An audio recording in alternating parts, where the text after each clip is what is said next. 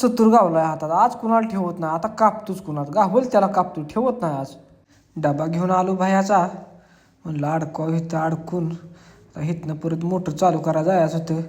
उसाला पाणी सोडायचं होतं त्यामुळं बाहेर बघतो तर बायका तिकडं काम करत होत्या. तिथनं आलो की विहिरीकडं. विहिरीत पाणी पण फुल भरलं होतं. आईला खतरनाक पाणी दिसत होतं. असलं भारी का नाही, फिल्टरचं पाणी असल्यासारखं. मग तिकडं आपलं मोटर चालू करायला तिकडं गेलो पुढं. डीपी बंद होती. मग डीपी खोलली आणि म्हटलं बघावं तर काय लाईटच नाही त्याच्या आईला त्याच्या. परत म्हटलं ऑटोवर टाकायचं आणि मग जायचं म्हणून दाबलं एकदाशी ऑटोचं बटन आणि निघालो तिथनं परत. जाता जाता म्हटलं ऊस बघावं. ऊस पण क्वालिटीचा कसा दिसते ऊस आहे का नाही भारी. हा एक नंबर मला एक नंबर. यंदा ह्याच्यात 100 टन काढायचं टार्गेट आहे. 100 टन काढल्याशिवाय सुट्टीच देत नाही याला.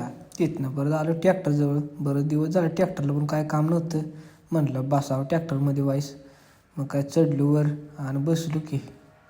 बसलो हे बघा वरच्या जायला आपला डेग आहे. याच्यात आपली दर्दबानी गाणी लागते दर्दभरी. मग बसलो थोडा वेळ आणि तिथनं परत खाली उतरलो. खाली बघतो तर काय चूल होती की.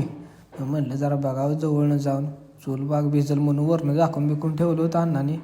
तिथनं परत आलो अण्णाकडे. अण्णा बघते काय त्या तार काढायचं चालले ते. मग तार खोलत बसलो होतं अण्णा. कशी बशी तार खोलली अण्णाने. पलीकडं बायका राहिलेले झाडं उपटत होते. तेवढं उपटून झालं की आता सुट्टी करायची होती.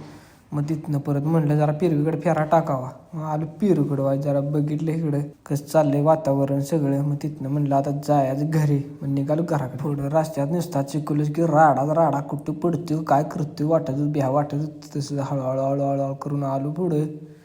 मग तिथनं म्हणलं दुकानातनं जरा पोरीला खायला घ्यावं काहीतरी. मग आलो दुकानात. म्हणलं चॉकलेट घ्यावे. बारबंद बिस्किट घेतलं. घरात बघतो काय तर योच तर ह्याचा डान्स चालला होता.